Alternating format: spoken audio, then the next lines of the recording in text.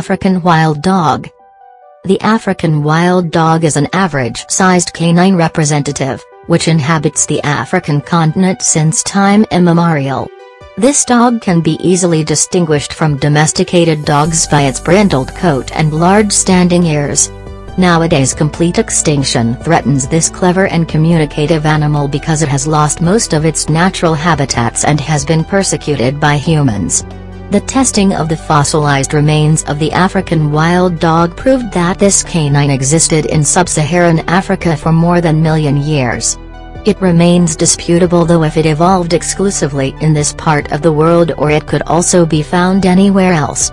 The point is that its skeletal structure looks almost identical to the frame of the ancient wolf, whose remains have been discovered in different corners of the earth. In the 20th century, the population of the African wild dog shrank dramatically since most of African lands were occupied by people.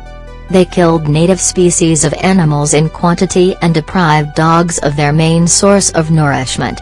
Moreover, so-called wildlife managers exterminated wild dogs systematically and purposefully. For example, in Zimbabwe, 3,404 specimens were put down for vermin control between 1956 and 1975. This kind of intense persecution can be explained by two reasons.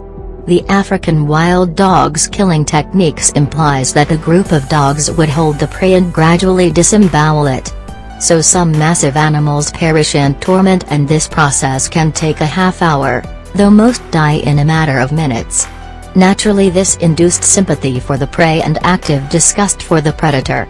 These species were also accused of disrupting prey numbers more than other predators. This statement holds true but only partially. Indeed, wild dogs hunt in open spaces and they depend on pursuit to catch up with their prey so they can drive a substantial number of animals. But animals usually imperturbably return to their pastures and graze peacefully even in the presence of resting wild dogs.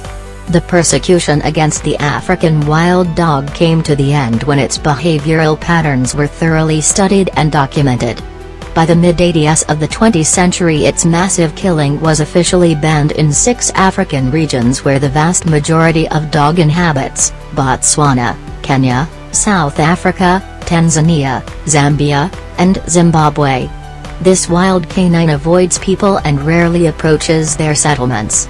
Sometimes it attacks an unattended sheep or goat, but it never attempts on the life of an individual domestic animal, which is the part of the livestock guarded by a shepherd. The African wild dog exists in well-knit, nomadic packs of 6 to 20 individual specimens. Larger groups of animals had been more common before these species were brought to the edge of extinction. Its usual quarry is antelopes, but hunting pack can also cope with much bigger prey, for instance wildebeests. They also add to their diet rodents and birds. The aggression against domesticated animals is pretty infrequent, but unattended specimens may fall prey to the wild dogs. The African wild dog is extremely sociable animal, which can be observed. The pack takes its rest, dogs stick closer and maintain fairly tight inter-individual distances. This kind of close collaboration allows these species to survive and reproduce. The pack is led by the alpha male and female, and only this pair is permitted to breed. The family bears great importance for the African wild dog. The pack collectively brings up the puppies of a dominant pair and looks after old or sick members. At the age of 18 months to 2 years, females are supposed to leave their own pack and find a new one. But males stay with their native pack in the course of their lives, which last approximately 11 years. Unfortunately, this intelligent animal is now ascribed to endangered species. Most of the vast territories of its habitat are taken by humans.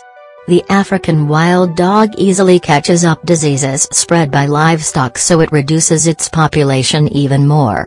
To this day, African farmers who fear for their domestic animals organize hunting expeditions in order to exterminate the maximal number of these dogs.